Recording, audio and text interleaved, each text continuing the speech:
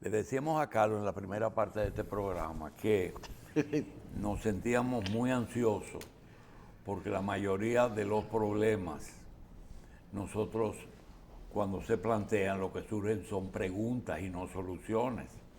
Y una de las cosas que no le mencionamos a Carlos fue el tema de las criptomonedas, que yo confesaba y confieso que yo no lo entiendo.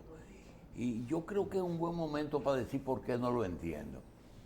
Si la moneda es el resultado, el valor de la moneda es el resultado de lo que ese país consume de divisas y lo que produce de divisas, entonces ese es el valor de esa moneda porque es la capacidad de compra. Ahí está el problema de Rusia con su rublo, que ahora fue por lo que yo entendí. Ahora, si la criptomoneda, ¿y cómo se llama la otra cosa que tiene que ver con criptomonedas? Sí, la criptomoneda. Eso, lo que pasa es que hay diferentes tipos. Lo que dicen el Bitcoin, El Bitcoin. que es Si una esa es la criptomoneda. solución, coño, vamos a emitir esa vaina aquí, ponemos el país a flotar. Porque si no producimos las divisas para comprar el combustible y para cubrir nuestras necesidades, entonces hay una moneda que es una solución, pero hay que ser inteligentes para hacer. Entonces vamos a buscar gente inteligente que emita esa moneda y nos resuelve el problema del equilibrio monetario. No podemos volver al trueque, pero doctor. seguro. Al trueque. ¿Verdad? No, y sin el trueque creamos eso y decimos, nosotros ya tenemos moneda. Por obra y gracia del Espíritu Santo. Tienen que explicármelo. Pero ese no es el caso. El caso es que nosotros tenemos dos abogados que no nos van a hablar solamente de un caso. Quiero aclarar que la presencia de ellos se debe únicamente a que nosotros le hemos rogado que estén con nosotros. ¿Por qué le hemos rogado? Porque ya ellos terminaron su trabajo. Ellos lograron ganar un pleito y esa sentencia ha producido una serie de pronunciamientos que contradicen la misma esencia de lo que estamos hablando de lucha contra la corrupción y de ordenar un Estado. Se trata del doctor Teófilo Reúz, que ya ha estado con nosotros, y del doctor Emmanuel Rosario. Ellos son abogados y trabajaron en el caso de los tres brazos de parte del sector que es el tenedor de los títulos, no de 30,000 títulos como dijo un senador baboso, sino de 4,000 títulos que esa empresa costeó su deslinde y puso en venta a los tenedores, a los ocupantes, intrusos, porque a ellos nadie los instaló ahí, y que le dio la oportunidad de que ellos mismos puedan hacer un plan de pago. Nadie se desalojó, a nadie se le conminó. Y muchos celebraron eso porque habían gente con muchos recursos económicos que vieron una solución a sus problemas. Porque nunca Bienes Nacionales le planteó una solución como no se lo ha planteado a miles y miles de personas que ocupan tierra del Estado. Esta participación no debe de servir para justificar una sentencia porque ya está suficientemente justificada por el magistrado que la emitió. Quizás contestarle un poco a esos que dicen que aquí se han cometido barbaridades con Odebrecht, con los tucanos y con los tres brazos. Miriam Germán, que yo creí y creo que no debió nunca coger ese cargo, ya que lo cogió, quiero reconocerle que durante era jueza de la Suprema, advirtió que había que armar ese expediente con pruebas cuando se refería a Odebrecht y que ella se inhibió por sus relaciones de amistad con Víctor Díaz. Luego de ser procuradora y tenerse que inhibir por la misma razón del paso anterior, como dice el teorema, ha advertido en más de una ocasión que este sistema de justicia necesita la prueba. Como necesita la prueba, y en muchos casos o no existe o es difícil, porque el soborno, la comparación de precios en diferentes épocas es posible, pero es difícil. Y los problemas de tipo sociales también son difíciles de sopesar. Entonces nosotros queremos conversar en dos vertientes. Primero, la justificación de por qué ellos esperaban esa sentencia. Segundo, de por qué los que implementaron las acusaciones se supo por qué lo hicieron y que las medidas de coerción se tomaron porque sabían que al final no iban a tener un resultado. Y se quedó en la costilla de los acusados 2 o 3 años en que se perdió vida, tiempo, dinero y recursos. El otro tema es, ¿cuál es el futuro? Y ahí nos pueden ayudar los abogados en el tema de las propiedades que el 30 de mayo en la noche pasaron a ser propiedad del Estado. Hoy día, ¿cuál es el destino y en qué condiciones? Ya sabemos la de los 3 brazos, pero esa era la de la FADOC sola, una tierra de la FADOC, no hablemos del resto. Vamos a hablar con el doctor Regús y el doctor Rosario, que nos van a decir cuál fue la razón principal que motivó al sexto juzgado de instrucción del distrito a, si veo instrucción, es porque fue un no al lugar. ¿Es así? Es así. Entonces ahí no hubo sentencia. Correcto. Adelante, doctor. Gracias, don Julio. Perdónele la introducción. No, tranquilo. Pero usted tiene que hacer un tratado también de ese caso. Me parece que su intervención no tiene desperdicio y refleja a grandes rasgos y con una precisión, si se quiere, matemática, todo el alcance de lo que hoy pretendemos establecer. Efectivamente, la decisión del sexto juzgado de instrucción, que ha generado cierta urticaria en algunos opinadores que, disfrazados de periodistas, hacen la labor de periodistas ad litem, es decir, periodistas que representan intereses de partes. Y en esa campaña, pues, han tratado de minar la eficacia y la certeza jurídica de una decisión dictada por un juez de instrucción completamente independiente y con mucha valor, porque efectivamente la República Dominicana está viviendo un momento coyuntural en lo que a la justicia se refiere muy particular. Si nosotros observamos, por ejemplo, el caso de los tucanos, vemos una declaración de los jueces que dice que no se puede administrar justicia pensando en las gradas. Eso fue la declaración de la magistrada Miriam Germán. Pero con anterioridad también, la juez dijo que no se puede hacer justicia pensando en el público. Y eso manda un mensaje.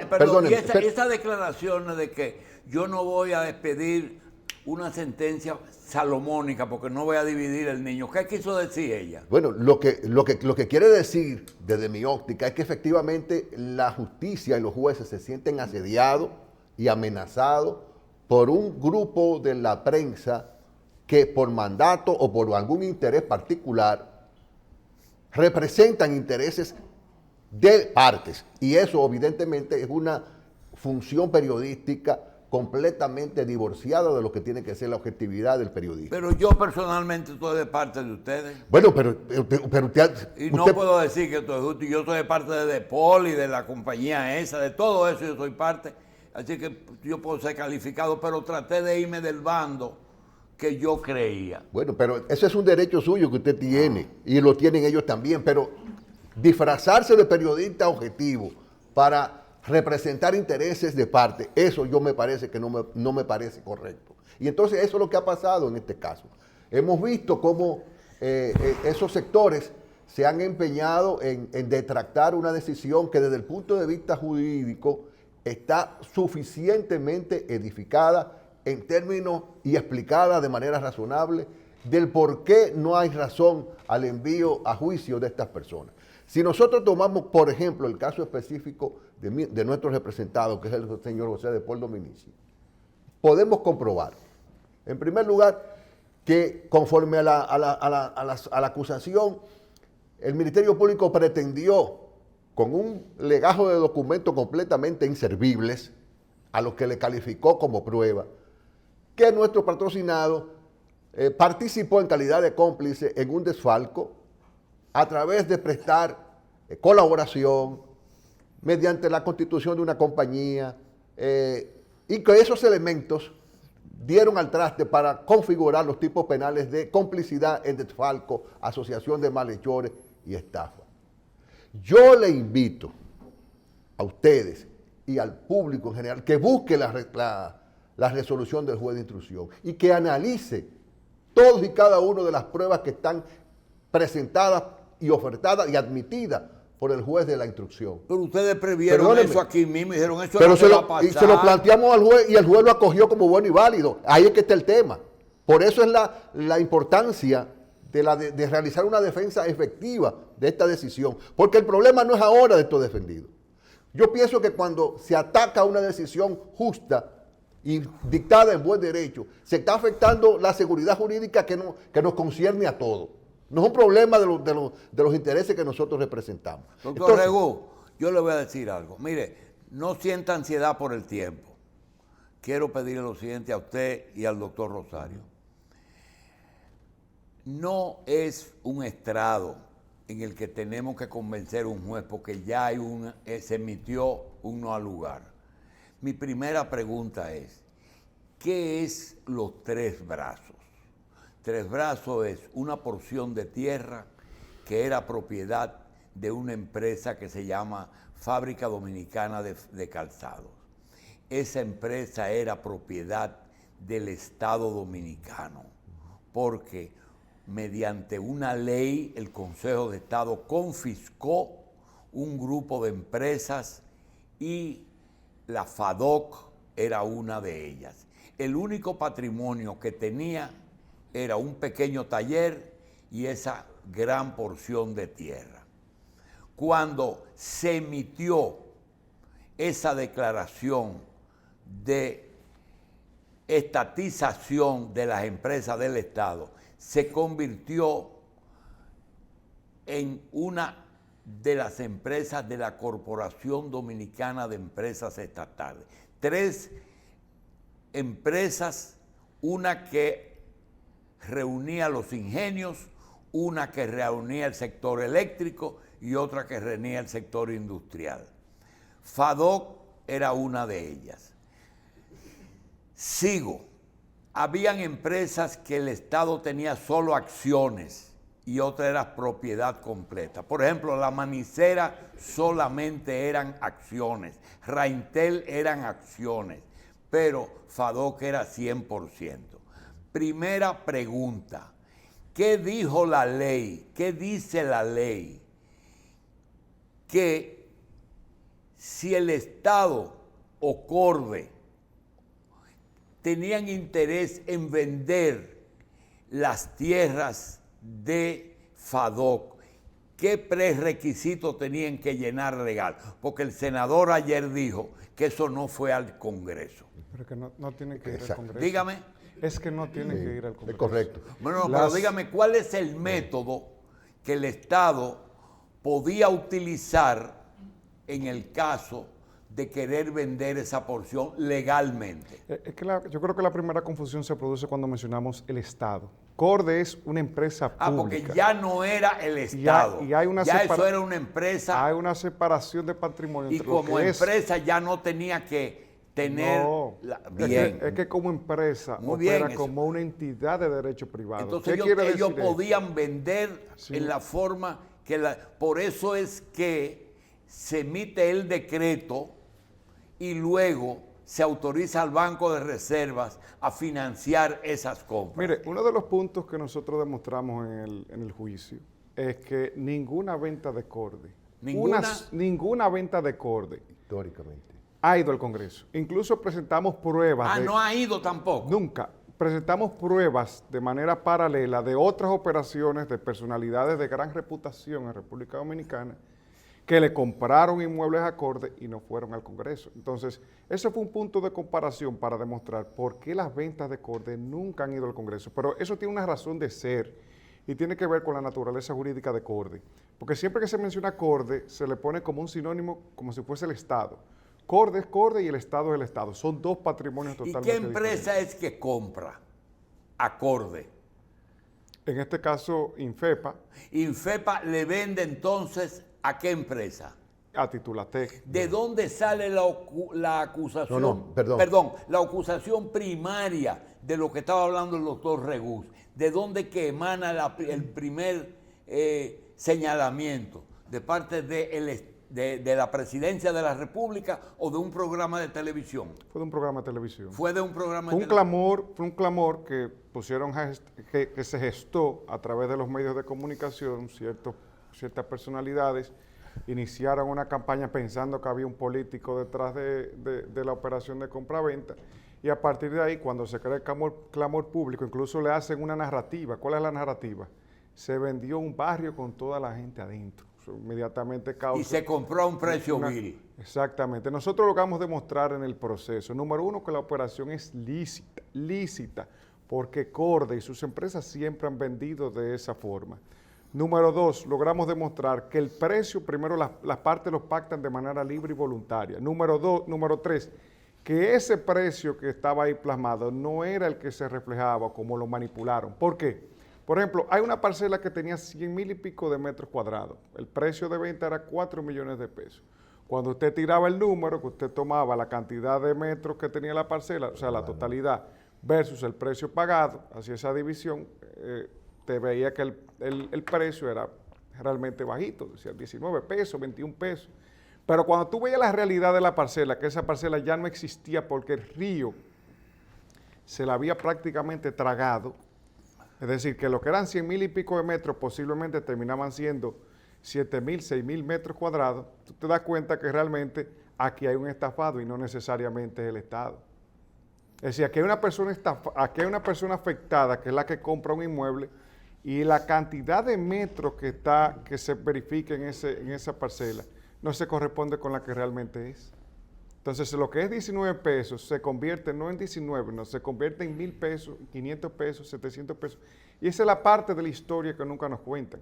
Porque evidentemente, parte interesada muestra una historia a su conveniencia. Doctor Regús, usted es muy pragmático y los elementos que adornan, rodean, justifican una acción, usted no es muy dado a invocarlo, sino a la ley y específicamente a lo que usted va. Quiero decirle una cosa, hay dos ejemplos que nosotros hemos vivido que se parecen mucho al caso de los Tres Brazos. Mire, el gobierno cubano tenía interés en desarrollar el turismo y no le ofrecía la suficiente confianza al turismo internacional para invertir allá. ¿Usted sabe lo que hizo? Llamó a los españoles y le dijo, esa playa entera se la regalamos, desarróllenla. Número dos, aquí en República Dominicana, tenemos la manicera. Usted se imagina, doctor, que la sociedad industrial dominicana se hubiera llevado de los izquierdistas de la época y hubieran confiscado la manicera porque unas acciones que tenía Negro Trujillo, Pues mire, la Manicera en los 50 años ha parido progreso, empleos, y habérselos regalado, que no se los regalaron, por cierto, era negocio. En el caso de los Tres Brazos, que aquí inclusive vinieron gente que lo ocupan a darle apoyo a esas acciones, de que nunca esa empresa trató de desalojarlo, de que lo que ellos tenían más de 10 solicitudes en bienes nacionales para que le vendan y nunca les respondieron. Desde el punto de vista social, la operación estuvo justificada. Absolutamente, don Julio.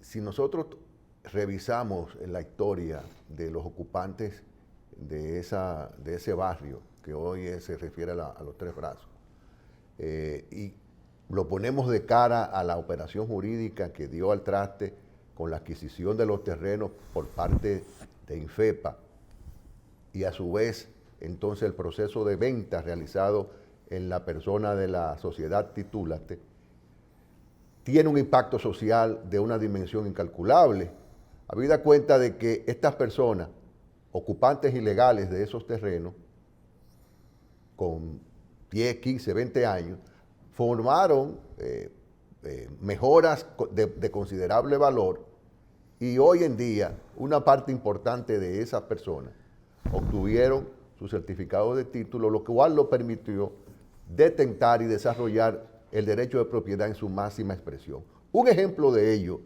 lo podemos citar en que el propio Estado, al momento de realizar las labores del teleférico,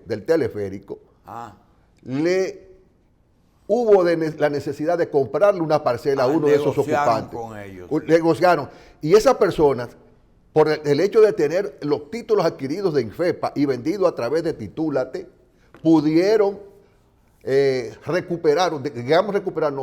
hicieron el negocio del siglo, porque pagaron alrededor de 300 mil pesos por el derecho de su parcela y vendieron alrededor de 10 millones de pesos. Porque el decreto del gobierno... Pero eso fue antes. Pero el decreto aquel que anulaba títulos, eso no es legal. No, claro que no. Es que un decreto no puede bajo ninguna circunstancia, por más voluntad política o interés político que tenga un presidente, anular un certificado de título que es dado en virtud de una sentencia. La única manera de uno poder anular un certificado de título a través de una decisión judicial con autoridad de cosas juzgadas. Y entonces, volviendo al tema de la... O declarando de utilidad pública y pagándolo. Claro que sí. Esa es otra cosa. Correcto. Entonces, yo creo que definitivamente este proceso ha sido minado, ha sido bombardeado de manera injustificada, y sin perder de vista o sin tomar en consideración el impacto social que esto tiene. Ok, pero la fuerza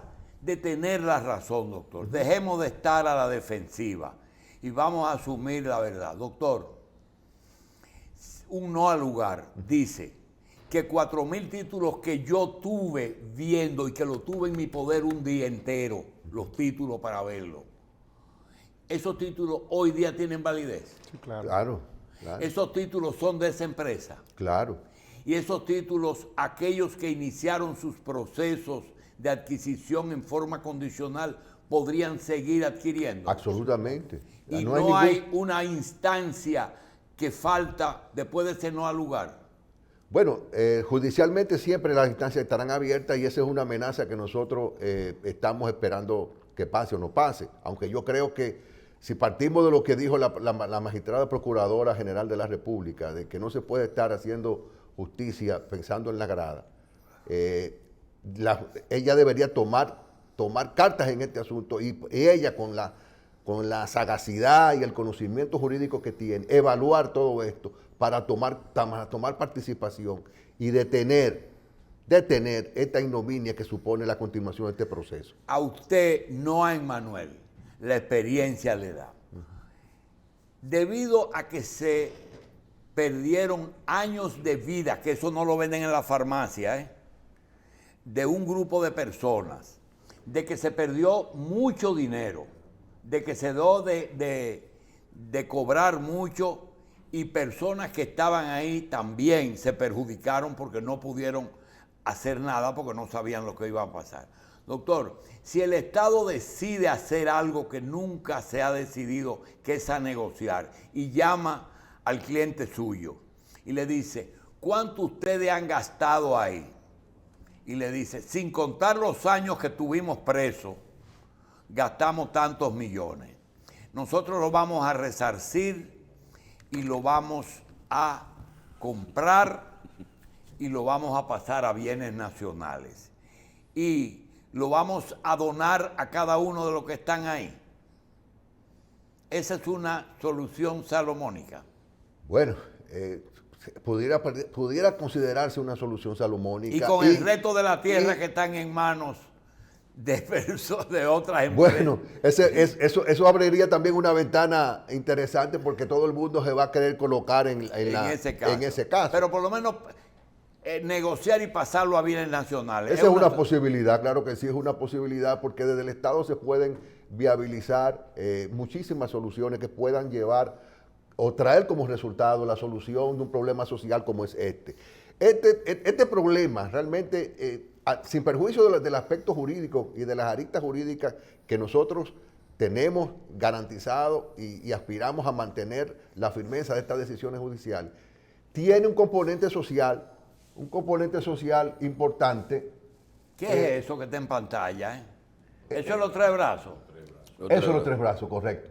Ese es los tres brazos. Ese es el área donde fueron vendidas.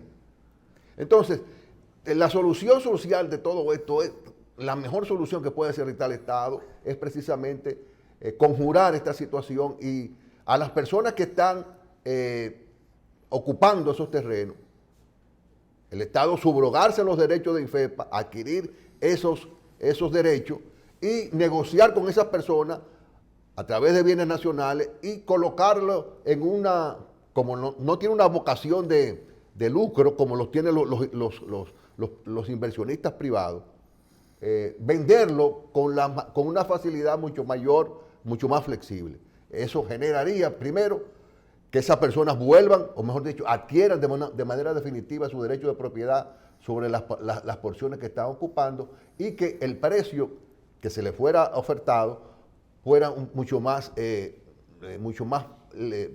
digamos, reducido para poder mitigar el costo social de eso. Que de esas tierras hay una parte que está deslindada, 4.000 títulos, y hay otra que no ha sido deslindada. Ustedes saben que los tenedores y ocupantes, hay algunos que lo que tienen son 50 metros cuadrados y otros 5.000. Sí, claro. ¿Ustedes lo saben? Sí, claro que sí. Si pudieran poner la imagen nuevamente, la verdad sería, sobre todo para mostrar cómo se forman los tres brazos. Es decir, ahí hay una porción de terreno que sale en la imagen muy interesante, que es la que le da sentido al nombre de los tres brazos, porque se ven los tres brazos del río. Los ríos, ¿verdad? Los tres brazos del río. Donde están los dos ríos. Que confluyen, pero ahí mismo también se ve la parcela, como prácticamente está... Ahí está el Osama y el Isabela. Hay otra que creo que sigue más adelante. Esta, por ejemplo, aquí la pueden dejar, mire. Por eso se llama el sector los tres. Por eso se llama el sector los tres brazos. Y fíjense cómo esa porción que parece como una especie de isleta de Mesopotamia, en su momento era parte de la parcela completa, el río se la ha tragado. Es decir, cuando nosotros buscamos el título de la parcela 153-A1, todavía al día de hoy está contemplado sin el río. Es decir, como si fuese una superficie. Eso es lo que en derecho se llama aluvión. Aluvión es la pérdida de terreno como consecuencia de un fenómeno, como consecuencia de un fenómeno de la naturaleza. Entonces, sencillamente el propietario de ese inmueble pierde ese terreno. Por eso que yo decía que el tema del precio... Y hay en la zona verde parte de los tres brazos. Sí, en claro. la zona, no la que está ocupada, sino la otra. Sí, claro. Ahí también. Sí, claro. Y en total, ¿cuántos? De hecho, esa parcela, esa que usted ve aquí en la parte inferior de la pantalla, eso es parte de la que se está discutiendo. Ah, ya. Los tres brazos son coincidencialmente en este aspecto tres parcelas. Entonces esta es una. Y esa, como consecuencia del cambio climático, sufrió los desgastes naturalmente. y hoy en día no es ni siquiera lo que se figura. Doctor en el Regus, título. además de dejar de estar bombardeando sin razón y sin motivos legales esa no al lugar, ¿qué usted visualiza sobre ese proceso? Mira, yo entiendo que este es un proceso que desafortunadamente nos coloca a nosotros en una posición muy apremiante, porque sin perjuicio del esfuerzo que nosotros hemos hecho, los abogados, en demostrar la inocencia de nuestros patrocinados, hemos tenido que lidiar con ese bombardeo constante, lo cual nos coloca en una posición, si se quiere, de desventaja. Y digo esto porque el sistema judicial, cuando es bombardeado, cuando es asediado por sectores interesados, coloca a los imputados y a las partes en un proceso de desventaja. Y eso, desafortunadamente, si lo vemos en el futuro, es una situación que nos preocupa. Porque sin perjuicio de las razones que nosotros tenemos y de los argumentos y de la certeza y de la contundencia de la decisión que vamos a defender en el caso de que hubiese algún recurso contra la misma, entendemos que vamos a luchar contra esa realidad, pero las razones que en derecho y en hecho nos asisten nos da la visión de que definitivamente, sea en la instancia de apelación, nosotros vamos a seguir ganando los procesos como lo hemos venido. El sexto juzgado de instrucción tiene Ministerio Público. Bueno, el Ministerio Público opera... ¿Pero jugó un papel el Ministerio Público en ese proceso o no? Depende de lo que usted llama papel. No, en el de ustedes. Sí, claro. El Ministerio Público participa a través de la Y ese PEPCA. Ministerio Público del gobierno pasado, que tiene una motivación política para haber llevado eso a los tribunales, ¿este Ministerio Público tiene las mismas motivaciones? Continuó su proceso tal cual fue instrumentado por la gestión pasada, tal cual. Lo se siguieron, hizo en no esta. hubo un más cambio. No, mire, y yo la verdad le voy a decir con relación a la decisión. Eso era algo ya avisado. Es decir, nosotros vinimos aquí prácticamente como en 4 ocasiones con los mismos puntos. Y básicamente lo que el juez plasmó es lo que nosotros veníamos anunciando desde hace tiempo. ¿Cuál es el problema que llevó aquí? El costo que tiene esto para el Estado Dominicano. Un proceso como este tiene un costo de aproximadamente entre 150 y 200 millones de pesos para el Estado Dominicano. Así es la realidad, más de lo que se está discutiendo aquí en dinero. Es decir, el costo de un proceso como este, tanto en el pago de fiscales, pago de material, traslado de fiscales, va de 150 a 200 millones de pesos. Entonces, si seguimos como vamos, iniciando procesos sin ningún tipo de fundamento, sin ningún tipo de sentido jurídico, la verdad es que esto no hace otra cosa más que preocupar. Bien. Doctor No, Regus, yo quisiera decir... Sí, pero agregar algo en esa misma idea que plantea Manuel, y es que precisamente mantener en la justicia un proceso como este es saturar al sistema de justicia. Bien. Doctor, yo quiero decir algo y que usted juzgue o ustedes juzguen lo que yo voy a decir, que justifica la invitación que le hicimos. Se trata de que cada vez que se inició por parte de Participación Primera de algunos políticos de oposición, enemigos de sectores relacionados con ese caso, comenzaron a hablar de Odebrecht, Tucano y Tres Brazos. Yo no quiero meterme en el caso de Tucanos y de Odebrecht, pero puedo añadir que en Tucanos habría que aclarar solamente una cosa. Si Brasil dijo que dio comisión, ¿quién la cogió? Si Odebrecht dijo que reservó una suma, tienen que es decir, que no es lo mismo que los Tres Brazos. Y sobre todo, que desde el punto de vista social, no es los Tres Brazos, yo creo que todas las tierras de bienes nacionales, la inmobiliaria del CEA que está en venta, todo eso debe tener el mismo tratamiento, sobre todo con una política que el presidente ha enarbolado, que es la inversión público-privada. La pregunta es la siguiente: como aquí se generaliza y hay el temor de que sigan judicializando los tres brazos por darle seguidilla a Odebrecht y al Tucano, entonces cometan otra injusticia después de la que ya cometieron, que hizo perder, como ustedes dijeron, tiempo, salud, dinero, que no puede ser ni siquiera cuantificado, porque el dinero no tiene tiempo. Pregunta: ¿puede que la presión mediática que se está haciendo influya negativamente en continuar ese proceso? Sí, claro que sí. De hecho, ya el Tribunal Constitucional de Perú en su momento con el caso de Ollanta Humala se refirió a lo que son los juicios mediáticos y el impacto que tienen sobre los procesos judiciales. Nosotros de nuestra parte hemos recibido, la verdad que con cierta indignación, algunos comentarios que se han hecho en la prensa, sobre todo de parte de ciertos grupos, las famosas organizaciones think tank, que lo que hacen es que, la verdad que nos dejan a nosotros un poco atónitos, porque nos dicen y cuestionan la sentencia como si conociesen del caso. A mí me sorprende que ese tipo de organización o no gubernamental no participara en el proceso, porque ahí hubiese sido interesante nosotros poder debatir con ellos dentro de ese proceso judicial. Bien. Bien, doctor, si hay algo más.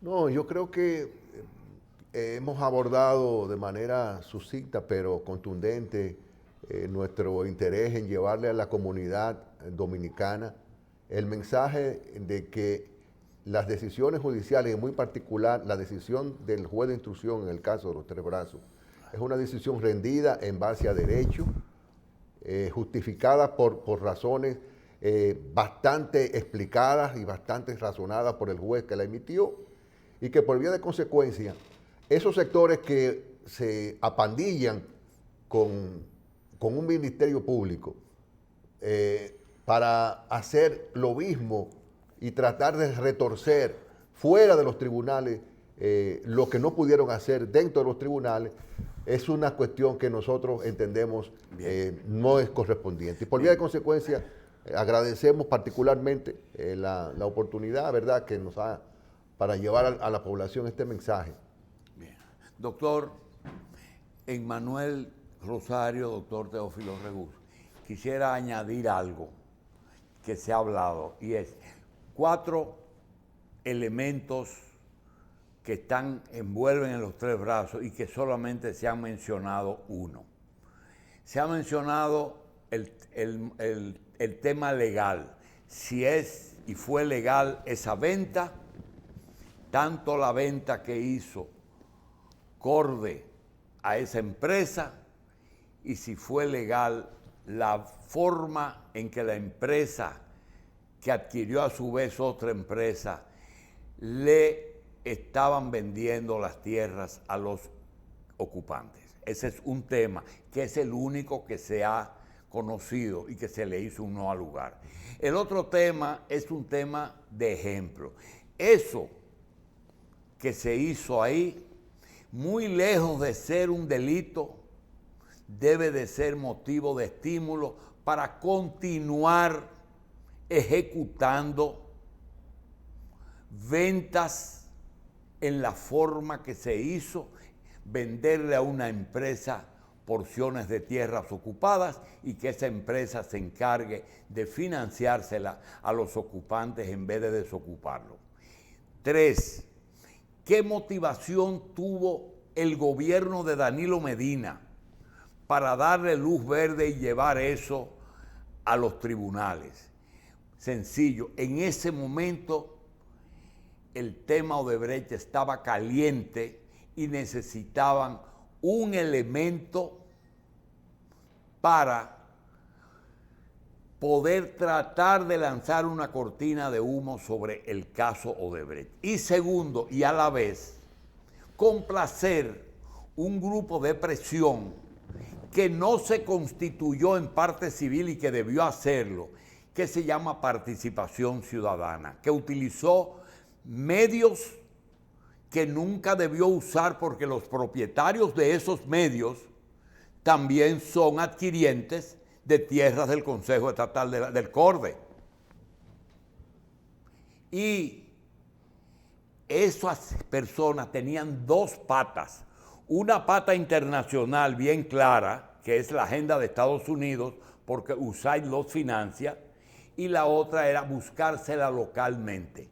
Localmente son PRDistas y tenían resentimiento contra Miguel Vargas Maldonado porque lo culparon de ser el motivo de la derrota, primero de Peña, después de Hipólito y después de Luis Abinader. Eso se sumó al problema de que ese grupo entendía que la empresa que operaba los trenes era de Miguel, porque su administrador estaba ligado en otras cosas con Miguel y ellos deducían que todo es lo mismo. En la misma forma que José de Paul era amigo de Miguel, era amigo de nosotros. Y resulta que se ensañaron en venganza contra Miguel y terminaron metiendo 3 años a De Paul preso. Eso es los 4 elementos que ojalá la justicia entienda que no puede seguir acumulando casos y deben de comenzar a negociar. En todo, porque los tribunales están colmados de casos que van a terminar como ese. Ya se fueron 3 y los que faltan.